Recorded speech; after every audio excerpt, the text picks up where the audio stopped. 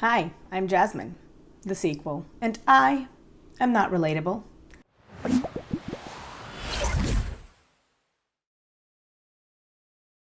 Why the new venue, some of you may ask. This is my kitchen. I filmed here once before, but I was against this wall then. If any of you have seen it, you're the real OGs. Now, I actually had to change my location because, as some of you guys may know, partner isn't feeling too well, and I am a night owl. I stay up very late. Normally he is too, but since he's not been feeling the greatest, he's in the bedroom sleeping. That's where I normally film. So we're in the kitchen. We're gonna be here for a little while, probably for a week or so, you know, while he's recovering. I hope that's okay with you guys. I've tried to get the lighting set up as well as I can here, but it is what it is. I'm sorry, but I can't do any better than this right now. I want to start off this video by saying that please don't send hate to anybody. I feel very opinionated about this, and I'm sure I'm going to express some strong opinions, but I've started putting a disclaimer in every video, and I'll try and make sure that I mention it in all the videos, including my Chantal and Amber ones. I don't endorse anybody, you know, going there and calling people names or being unkind to people. If you have a criticism, you can leave it, but think of it like if you wouldn't feel comfortable receiving any kind of criticism phrase like that, try not to deliver it in that manner. So I will be using Obesetobeast's video for my reaction. I actually wanted to talk about Abbey's video, Abbey Sharp, but sadly, I wasn't able to grab her video fast enough and she took it down, and the only copy of it I can find is from Obesetobeast's channel. I reached out to him on Twitter just to make sure it was okay with him. I'll try and cut out as much of his commentary as I can so I'm not like taking views away from him. And you guys, you know, if you guys don't know, please do go follow him. John is an amazing creator and he's one of my favorites. I think he's been in my like favorite creators list for like a very long time. So if you somehow have managed to miss his content, do go check it out. I'm not trying to steal from him. I want to comment on Abbey's original video, but I can't seem to find a copy. Now, let's get into the meat and potatoes of the video. If you guys don't know who Abbey Sharp is, she is a registered dietitian in Canada, and she gives her opinions on people's diets and talks about various nutrition-related information. In case you guys don't know, there's a huge difference between a dietitian and a nutritionist. A dietitian is somebody who, much like a pharmacist and a doctor, has to go to specialized schooling and continuously keep updating what they've learned so that they're up to date with the latest and greatest in, you know, nutritional sciences. And they're also registered with the government. A nutritionist can be, a nutritionalist, sorry, can be anybody who's taking a course online to somebody who had a 4-year degree, right? Like there's no real set parameters for it. And generally I tend to become I'm very skeptical of people who claim that title for themselves, mostly because I've seen a lot of people use that title as something that gives them more credibility, when in reality that means nothing, right? So if you can and you need information, talk to a registered RD, a registered dietitian, and not with a nutritionist, especially not one on the internet. Now, I really like the concept of Abbey's channel. I don't think I've seen very many dietitians or, you know, health experts on YouTube. I honestly wish there were more people on YouTube with a medical background. Dr. Mike is a fantastic example. There's a couple of others here and there whose names I'm completely forgetting, but Abbey offers a unique perspective, being that she is a registered dietitian. She has the credibility to offer that opinion. My problem is that she's very opinionated in how she feels, and she lets that color her opinions in a lot of different places. So she talks about people's diets. She'll talk at length about the nature that some thinner YouTubers have when it comes to food, right? The way that they talk about food, the way that they discuss food, the way that they eat, what they're eating, how much they're eating. She doesn't really seem to apply that same sort of brush to plus size YouTubers, to heavier YouTubers, to fat activists. And there are quite a few online, by the way. I do not agree with the assessment that there's not enough. I Googled it and I found an entire, a huge list of plus size YouTubers putting up what they eat in a day. The only person to date that I can think of on her channel who identifies and who is, honestly, in my opinion, plus sized would be Sierra Schultze. And that was after Sierra saw a registered dietitian. And that's when, you know, she went in and she reviewed her diet. I understand that your fans might be recommending these people to you, but claiming that you are an authority and then purposefully sidelining people in larger bodies diets gives the impression that people who are thin, who exercise, who are skinny, have a troubled relationship with food and display symptoms of orthorexia, which I don't mean to do this. I understand orthorexia is real, but display symptoms of orthorexia, which you seem to paint them with a lot, but that people in larger bodies and in plus size bodies are just honoring their hunger cues and have a good, healthy relationship with food.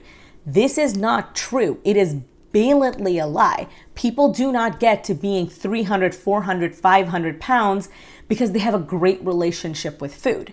By not addressing these people, Abbey creates this echo chamber of people who subscribe to her because all they want to watch is somebody basically bash thin and fit people, but give it an air of science, you know? And I understand that these are the people that your audience is recommending to you, but that's because you've built an echo chamber. That's all they're going to want to hear now. As a professional, it should be you who understands that that's what's happening and you should break out of it. She chooses not to do this.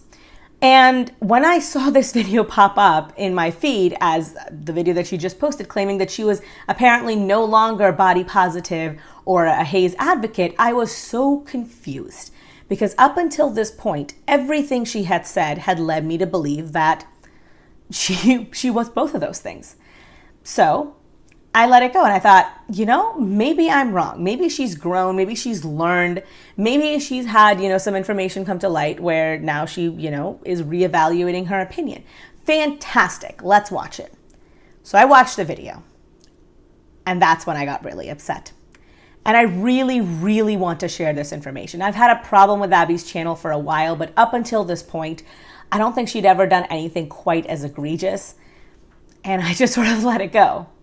But she has now, and I really think that people should take a good hard look at who Abbey Sharp is. All right. Hey everyone, I'm Abbey Sharp. Welcome back to Abbey's Kitchen. It's good to be here. For today's video, I'm feeling like I need to get something off my chest that has really been bothering me. And I'm feeling pretty vulnerable about it because it's kind of controversial stuff. And I don't like stirring up in my own professional dietetics community. So she starts off the video by saying that she doesn't like stirring up shit in her own community. And this like pissed me off.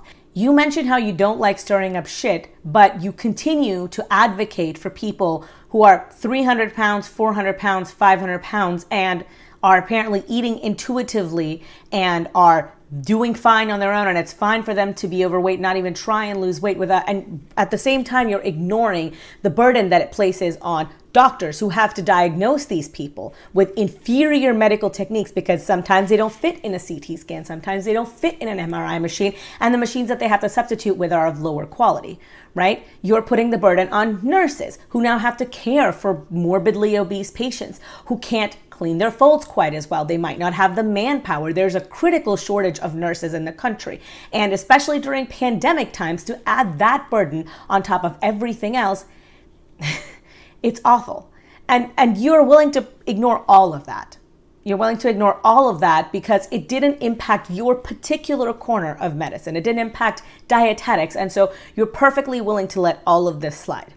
Look, I understand this is gonna come off very heated. This particular point makes me really, really mad because my family, it's a family of doctors. I myself am too squeamish to do that. But 8 out of my 11 cousins are either already in medical school or are, you know, they're in medical school or they've already become doctors, right? My little brother is a practicing physician.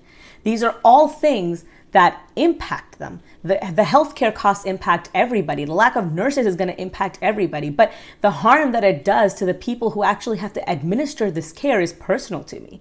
And the fact that she's just willing to ignore that because it doesn't affect dietetics is disgusting.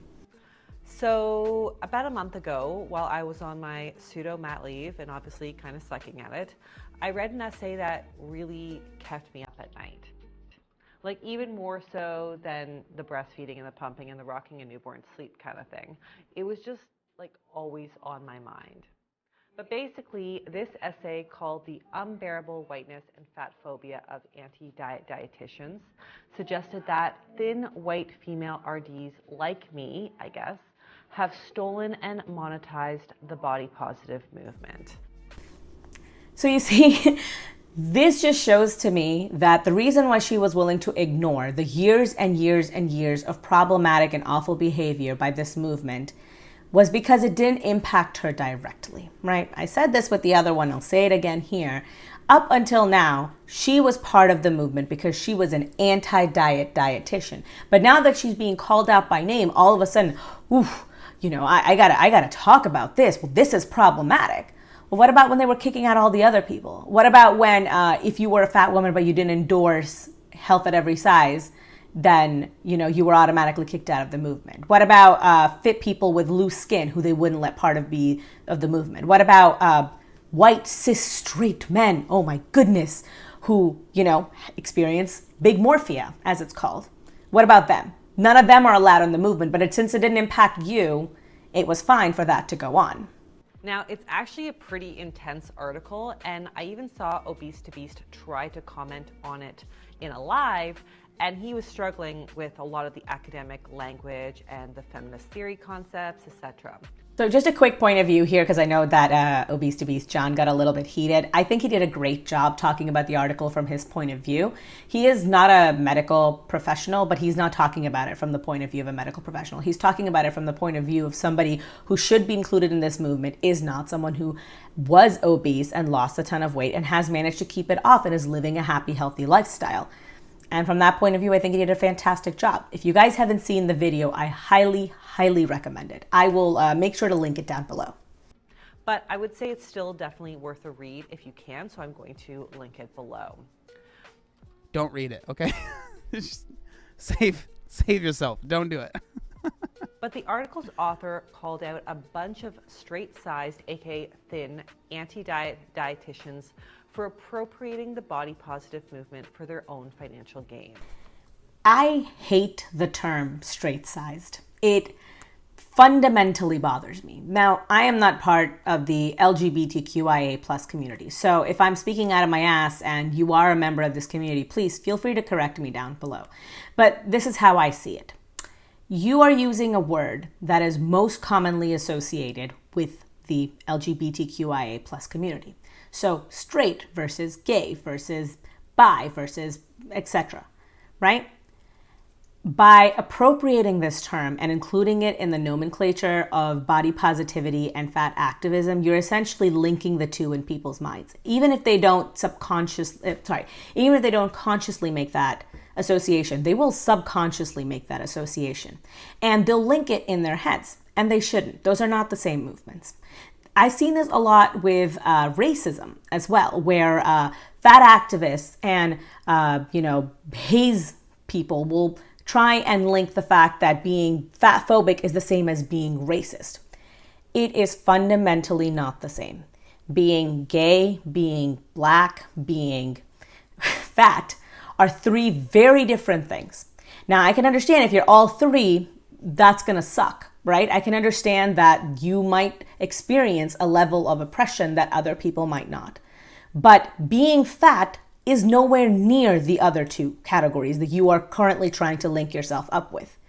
You can exercise and drop 50 pounds. You will never wake up one morning less gay, okay? You can exercise and you can become healthier and fitter and reach your aesthetic goals. You're never gonna wake up one morning and decide that, hey, you know what? Today I don't feel like being gay anymore. I'm just gonna turn it off. There is not a country in the world that has passed laws saying that if you are fat, you'll be put to death. There's not a country in the world that is saying that if you are fat, you are not allowed to associate with regular people, that what you're doing is akin to bestiality, that what you're doing is a mortal sin, that you're going to burn, that you're going to go to hell. There weren't genocides committed because you were fat. You weren't oppressed, considered less human because you were fat. You weren't enslaved because you were fat. Do you understand? Do you see where the difference is? Being BIPOC, being black, being a person of color, and being fat are not the same things. You can be both, but they are not intrinsically the same. Same thing with the LGBTQIA plus community and being fat. Just because you're both doesn't make them the same. I'm a member of some of those communities. I am not a member of all of those communities. And just because I am a woman of color does not mean that my experiences are going to be the same as every other woman of color. But it also doesn't mean that just because I'm a woman of color, someone who is not a woman of color, someone who's not a person of color but are fat, are experiencing the same things that I'm experiencing. No, just stop it. If you think that being gay, that being bi, that being part of the LGBTQIA community, and that being black are something that people are intrinsically born with, it's just who they are, rather than something that they chose for themselves, then you cannot, in all good faith, associate being fat with those, right? Because being fat is something you can change. These other two categories, not a damn thing you can do about it. To summarize, I thought I would read off a quote from the author in the original piece. She said, Okay, so we're going to speed this up because she's just reading from this. She's just going to be reading from this article, so there's no reason. We'll just put it on. Let's see, is this too mad fast? at the ADDs that feign eating desserts or pizza or something equally demonized for pictures that they post with captions like, no foods are bad, or you don't have to work out to earn food. I'm mad at the ADDs who say that you can still love your body and want it to be smaller. I'm absolutely pissed at the ADDs who stand in their mirrors or on their beach to display their minor bloating or the small dimples in their thighs. They post before and after pictures a minute, a year, a decade apart to show how much better their bodies became once they quit dieting, or to show how even svelte bodies in spandex can be less perfect if they pull their waistbands down, and that no matter how many rolls they have, they're still the same fit women they always were. The white hot rage I feel when these women tell me to flaunt my body, that I'm still sexy no matter what my size, because they're sexy at their size in the position they feel fattest in. If you are an anti-diet dietitian and you do any of these things, brand my words in your mind. You are diet culture. There is no way to be a thin white female ADD and do the things I've described or screen grabbed above without promoting diet culture and fat phobia and whiteness. By portraying your miniature rolls and folds as things you love despite their existence, despite the way they distance you from perfection, you are not only saying that my fat body is inherently worse than yours, but you're subliminally communicating that rolls and folds are only okay and normal and sexy on a body like yours. So thin, so white, so unbearably conventional. And by implying you're equally hurt by diet culture as a fat, black, or brown person is, you're just straight up lying for your own gain. When thin white women use their womanhood to invade the body liberation space while simultaneously benefiting from whiteness and thinness, when they violate this space to enrich themselves as anti-diet dietitian saviors who get it and have been there and can save you from yourself, they are committing a violation. They are being violent. They are hurting people in a way white people have always hurt. And by using anti-diet dietetics as both scientific legitimacy and a woke signal, they are protecting themselves from criticism and accountability while doing so. This is the equivalent to people saying that, well, I don't care that you broke a toe. I broke my ankle, therefore your pain is not anything. Therefore, you don't feel any pain at all. That is an idiotic premise to have. Just because I am okay now, finally, after doing work, displaying my minor rolls and folds, I'm not saying anything about you. That is all on you. That is all an internal process where you looked at something where you were not mentioned once, where you were not talked about once, when you weren't even alluded to, and you thought, oh, that's making me feel bad. You are essentially the author of this piece. I'm going to say Mikey because that's how she said Mikey is fine. I'll link the article down below. I cannot pronounce names. I apologize. But Mikey says in her article that, that by saying that our rolls and folds or minimal rolls and folds are, on display and that we feel confident and invalidates the fact that she has more rolls and folds and that she would not be considered okay with them. Well, I didn't say that. You're implying that. Mikey is invalidating every single person here who suffers from body dysmorphia. Now, you guys see me. You guys just basically only ever see my upper half of my body. So I probably I think on film, I might look like I have a very round face, but then the rest of my body is pretty slender. That's not actually true for me. I have a pretty narrow waist, but I have pretty big hips. It's very hard to get this diagnosis because I can't actually go see a lot of doctors right now, but I'm fairly certain that I have lipedema in my legs. And so my lower half tends to be disproportionately larger than my upper half is. And I am sensitive about that. I am sensitive about a lot of areas of my body. I just am. And I do have body dysmorphia.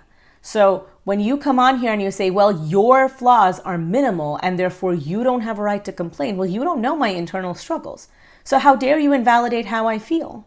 And that's essentially what this piece does. By saying this, you're essentially saying, if you are the most oppressed, then you don't get to talk about oppression at all. It's like we're playing the oppression Olympics. Unless you fall into all of the minority categories, you can't have experienced anything and therefore have no right to share or talk about it. That is simply ridiculous. And the other part that really kind of like confuses me is that she's so mad at people essentially empathizing and sympathizing with people in larger bodies. I guarantee you that if instead of doing those things, they came at her and said, just there, and left it at that, she would find that condescending. So then what are we supposed to do? Help you, not help you? Either way, it feels like people are stuck in a lose-lose situation. So her saying this, essentially, especially talking about how thin white RDs and linking racism and fat phobia in her article, it basically just gives credence to people who disagree with intersectionality. Now, I will be honest with you, I too have a problem with intersectional political movements, right, or social movements, because when you make every issue about every other issue, it's really hard to get traction on any one singular thing. So I think it's easier to break issues down into their own separate subcategories and have people working towards change in that regard. You could say maybe we burn the whole thing down and start anew, but unless you want a lot of people hurt, that's generally not a great option. Anarchy is an idiotic premise. So that's where we are. She is essentially trying to give weight to her argument by saying that, well, these two things are the same, and therefore if you have a problem with one, you should have a problem with the other. She's linking them to give weight to her argument for fat phobia. The problem is that if your argument is strong enough, it shouldn't need validation from a secondary source like that. If you cannot argue the premise of your thoughts with somebody else without bringing a completely unrelated issue into it, then your idea either doesn't have merit or you don't know it well enough. It's as simple as that. And once more, just because a person is both fat and black doesn't mean that those two things are the same, right? Because if you're saying that being fat and being black are equal, that being fat will get you treated the same way as being black will essentially have people treat you, then what you're saying is that an obese white woman and a thin black woman would have equal levels of discrimination, which is simply ludicrous. Whew, intense, right? I read this and I read it and I read it again and I let it sink in for weeks. And I was thinking so much about it that I ended up messaging my colleague and partner in crime, Abbey on a Saturday morning, which was a holiday actually, about it, who you might also recognize from my channel in videos like these. Okay, sorry. But all weekend long, Abbey and I were feverishly texting back and forth, hashing out our own questions, our thoughts, and concerns with our own use of these terms and concepts in our own practice. So I thought I would share some of these thoughts with you and be totally transparent that I have not figured it out yet. Like, I am still literally in talks with myself as a person and as a professional about where I stand in this really messy world of dietetics. I find it extremely disingenuous of Abbey to now bring up the fact that nutritional science is essentially very scant, because now she can use that as an excuse to avoid responsibility. She can use that to deflect away from her own actions. When she's offering opinions on other people's diets based on this same scant information, well, then it's fine, because then it's the medical opinion of a medical professional, right? I really, really dislike it. I really dislike how disingenuous her giving advice here is. She does an entire series where she talks about the intuitive eating movement, and she essentially gives gives her credibility, lends her credibility that her credentials have given her to the Haze movement, to body positivity and fat activism, and to intuitive eating. Intuitive eating, by the way, which has a ton of problems from a scientific point of view, and more importantly, she did an entire section talking about set point averages and never once addressed the fact that your set point average, once raised, is very difficult to get back down. And intuitively eating, if you gain that weight, might make it very difficult for you to lose it afterwards. She doesn't discuss any of these problems. She doesn't discuss the deep fundamental problems that intuitive eating has. Now, I'm not going to go into it, mostly because this video is going to be long enough as it is. And honestly, I'm pretty upset, so it's hard for me to string together a more scientifically sourced piece, as it were. But if you guys are interested, let me know down below and I will see if I can put one together for you guys in the future. First of all, here's what I know. The body positivity or fat acceptance movement was started by Black women in the 1960s to encourage women to celebrate their body as it is without shame, while also advocating for more equal treatment of fat bodies. So I don't know where Abbey got this information. If anybody else knows, please do let me know down below. I'm very curious, because when I did a cursory look, what I got was that the body positivity movement actually started with the movement in the 1800s, the Victorian dress reform movement, essentially to abolish discrimination of women based on their waist size, because in those days, corsets were a big thing. And then in the 60s, the National Association for the Advancement of Fat Acceptance, NAAFA, as I will call it since it's easier, was actually started by Bill Fabre, a white man who saw how his wife was being discriminated against. And the NAAFA then spawned Haze. Of course, when you look up body positive or anti-diet hashtags, you'll now see it's largely being used by average size white women. So like no greater than size 16, or even very petite women, well, like me. So am I in the wrong for using it? Well, here's No, I don't believe you are. what I think. I believe that body positivity is for everyone. I fully understand why certain groups want to claim terms like body positivity for their own, but I don't think you should have to be fat or BIPOC to spread the really important message about loving and taking care of your body. And No, I really, really agree with John in this regard.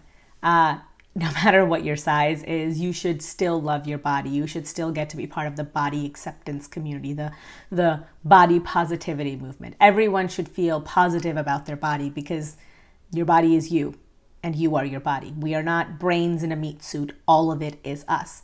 And you should love and accept yourself. And you should try and be better and try and change your body towards healthier options. And you should do it out of love. That's why I've always said diets shouldn't be punishing. No one should be excluded from this movement. Anyone who has any sort of issues with their body should get to be part of the body positivity movement. Even straight, white, cisgendered men. As someone in a smaller body, like a socially accepted body, I can fully appreciate that I have no lived experience with oppression. But I also think that the social pressure to be thin is everywhere. Like, diet culture is everywhere. And straight-sized folks like me need this message as well. Like, we are not immune. And I don't think it's a bad thing for fat people to have thin allies. Honestly, we all need to work together to change the system that insists that we change our body regardless of its starting size. I have to be honest, in the past, I felt a bit more offended by thin people complaining publicly about their bodies. So in my video on Blogalotties, for example, I did make a comment in haste about her discussing her dissatisfaction with her body when it was already more aesthetically desirable than 99.9% of the people who were watching her channel. At the time, I just felt like she wasn't reading the room. And while I knew it was totally normal to feel that way, I just felt like a disclaimer and acknowledgement of her thin privilege was needed to just simply be a little bit more sensitive to her larger body viewers. Now, I don't believe in this, okay? I really do not believe in giving a disclaimer so that your followers who are in larger bodies feel comfortable. If I start every video that I'm sitting down in by giving a disclaimer saying that I understand that my experiences in this video of sitting down are privileged because I live a hemorrhoid-free experience, does that mean that if I don't do that, that I'm dunking on all of my followers who have hemorrhoids? No, that's idiotic. That is a purely idiotic premise. If you are only talking about your own experiences, if you are only talking about your own life and you're not generalizing and you're not projecting onto others, then if someone projects onto you, that's kind of their problem. Your feelings are your responsibility. And if you're feeling some type of way because somebody else is talking about their bodies, you should definitely look into that. But that shouldn't come at the cost of like people having to diminish their own feelings, their own thoughts, their own pain to put other people who are possibly projecting onto them at ease. That makes absolutely zero sense. Now, I've since done a lot of thinking about that, and I've done my own self-exploration as to why those comments of hers were even bothering me in the first place. And aside from the fact that I'm Canadian and we're pretty concerned trying to make sure everyone's feelings are accounted for, I honestly couldn't fault her for those thoughts or the desire to make her small body even smaller. I don't want to delegitimize someone else's experience of body dissatisfaction or discomfort, regardless of how good I think they look. And while I still do think it's a respectful thing to acknowledge your thin privilege as part of a public body transformation journey, I don't think that you should have to refrain from feeling discomfort in your body or even talking about it just because you're thin. So that brings me to a question that I've been asking myself with regards to this whole body positivity isn't for thin white women issue. This is getting technical, but what is the weight cutoff for when it's okay to talk about body positivity? Do I need to be obese or just slightly overweight? And what if I'm recovering from an eating disorder and showing my belly rolls feels like a huge leap? Yep, exactly. What is it? Or then, if we look at intersectionality, what if I'm black but thin or white but fat, but not both at the same time? So, like, who exactly gets to use the term? And who the heck sets these arbitrary rules? Like, what is the algorithm to determine who is worthy of embracing this movement?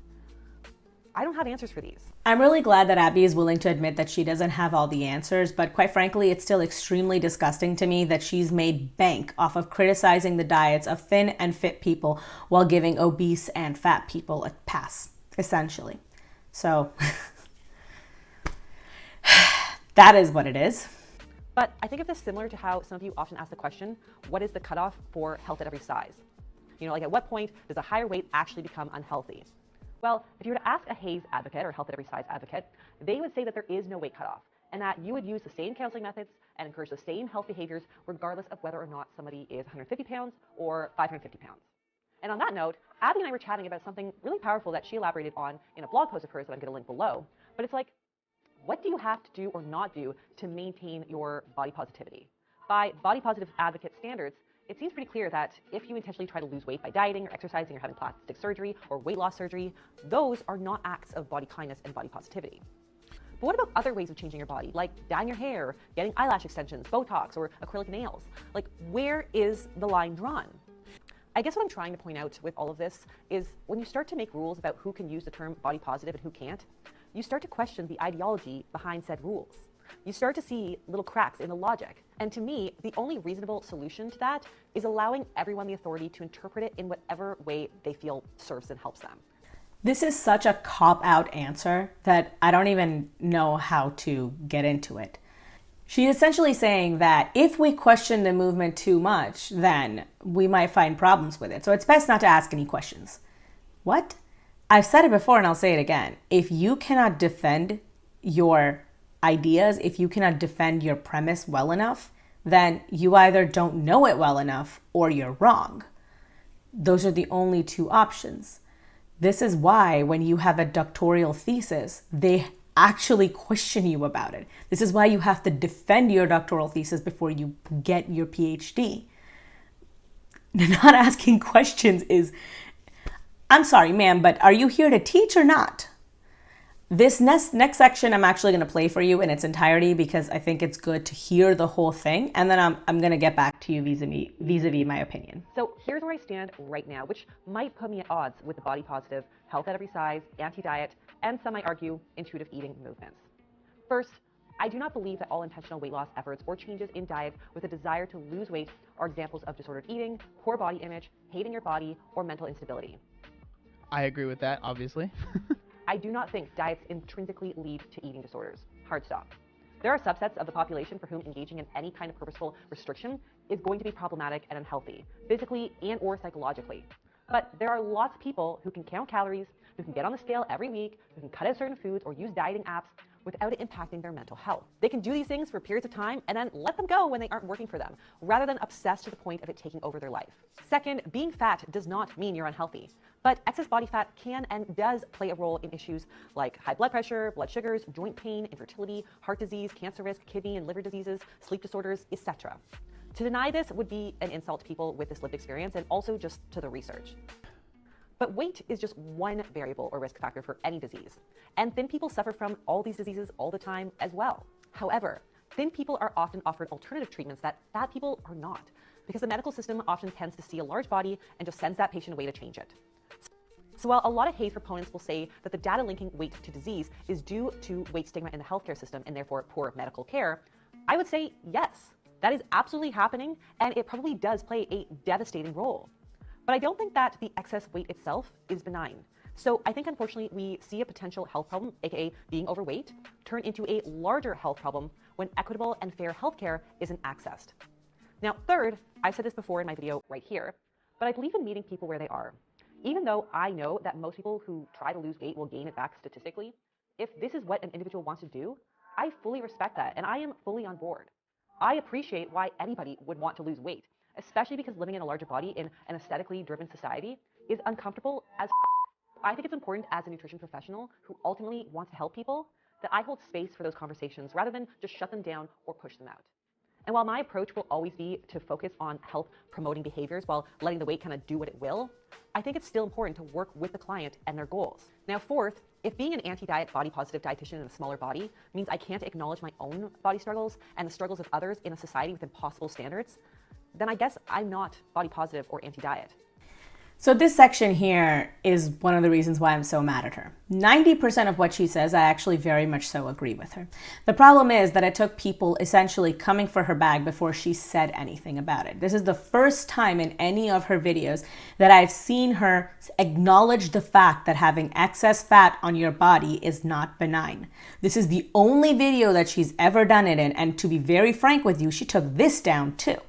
She gives problems and caveats, and while yeah, it doesn't necessarily mean this, but this and this, but she's never out and out said the hard facts are the science is not on the side of body positivity. It's not on the side of fat activism. So this is why I was so pissed. This is what made me so furious. So she's not uninformed about the science. She's purely just putting on a show for YouTube.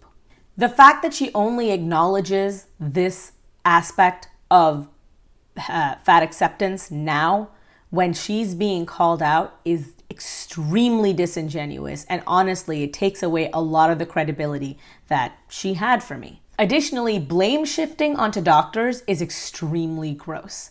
So you're saying that if a 400-pound person and a 100-pound person came into your office and said, my back is hurting, are you going to tell both of them the same thing? You're going to treat both of them the same way? 9 times out of 10, a lot of issues that obese people are dealing with can be alleviated with weight loss, right? Diabetes, you can lose weight to help with that. Knee pain, you can lose weight to help with that. Sleeping problems, it's probably sleep apnea, which can be helped by losing weight. So yeah, doctors say that. It is, my mother said this to me once. She said that obesity is the root of 1,000 illnesses. And I'm sorry, but it is extremely true. So if a doctor tells you, hey, maybe you should lose weight, they're not saying, hey, I don't want to treat you for anything else. I'm just saying that they're trying to get you to understand that losing weight will help you with everything. And if after you've lost the weight, you still feel like garbage, then yeah, something else might be wrong. But it's extremely difficult to diagnose somebody, to treat somebody when you've got something, such an obvious factor that could be causing their illness, but you're never supposed to acknowledge it. Treating a normal weight person and an obese person the same is ill-advised, and it is poor medicine. I would have assumed that a registered dietitian would have known that. See, once more here, she talks about the aesthetics of wanting to lose weight. No. People aren't coming to lose weight 9 times out of 10 for aesthetics, especially now when it's actually much more socially acceptable to be obese. A lot of people are coming at it from a health point of view. If not right now, not immediate health concerns, then down the line health concerns. So the fact that you don't acknowledge that is actually very, very counterproductive. It comes across as trying to minimize the reasons why people want to lose weight. I'm still crafting my message. I'm still learning. I'm still failing. But I do feel strongly that we all deserve to be at the table. We all need to be part of the conversation and movement if we want to see the societal pressures around bodies ultimately change, so that we can move towards a place of health and not restraint. And on that note, that is all for you guys today. I know that was a quick little rant, but I really would like to hear what you have to say. And please be kind in the comments. This one was admittedly hard for me to articulate because I often feel really vulnerable being in the middle of what I see as kind of opposing ideologies. So the haze folks and the weight loss folks. Look, at the end of the day, I don't think Abby is a bad person. I know I went in very hard on her, but I want to make it abundantly clear. I don't think she's a bad person. I just think she's a biased one. And I think that she's trying to do what she can to grow her channel, and she's maybe not being the most honest about it. Or maybe I'm wrong. Maybe she's doing it because she doesn't want to upset her audience, who she thinks are mostly people who suffer from EDs. Either way, it doesn't matter. To quote one of my favorite philosophers, Benny Shaps, facts don't care about your feelings. I really dislike Ben Shapiro, but he's not wrong about that. They really don't care about your feelings. The fundamental fact of the matter is that fat acceptance is not a healthy movement. Being extremely obese is not healthy for you in any way, shape, or form. As Abby herself said, the excess weight is not benign, even discounting everything else that it can lead to. So the fact that this is the only video she's ever addressed it in, and that she took it down so fast afterwards, and she threw up this post essentially just saying that because she didn't acknowledge the racism of it all, everything else in that video also needed to come down. It's sad. It's sad, and I feel like her credibility has and should honestly take a big hit for it. And quite frankly, if I was a thin or fit YouTuber and I had her review one of my what I eat in a day videos when she's giving other people such a blatant pass and showing such intense favoritism, I too would think that she's full of bullshit. That's just how I feel. Well, thank you guys so much for watching. If you liked this video, give me a thumbs up. If you hated this video, give me a thumbs down. That's totally fine with me too. I don't mind. People are perfectly free to disagree with me. And like I said, I don't think she's a bad person. I just think that she's displaying some problematic behavior. You can let me know down below if you agree or disagree, or if you want to see a video on intuitive eating and the issues that I have with it. Subscribe if you haven't already subscribed. Leave a comment down below if there's something you'd like to really let me know. I have all of my social media accounts linked down below. I have Twitter, where I basically post what I'm doing on a day time on my timeline, kind of. You know, my opinions, beliefs. I pop off sometimes, occasionally. And also I put all of the information about what I'm uploading and stuff like that there too. So if you want to be most up to date for when a video is coming, that's probably the best way to reach me. I have my Instagram, which is generally my life and food that I am making. Right now, it's just food since I'm not going anywhere or doing anything. So, you know, there's that. And then there's Patreon. Think of Patreon as the tip jar for the internet. So if you think I'm doing a good job and you want to throw a few coins in my direction, that's where you could do it. You don't have to. Please don't feel obligated. But if you can, I would seriously appreciate it. As always, I want to say thank you to you guys for watching. And remember, I'm Jasmine, the sequel, and I am not relatable. Peace.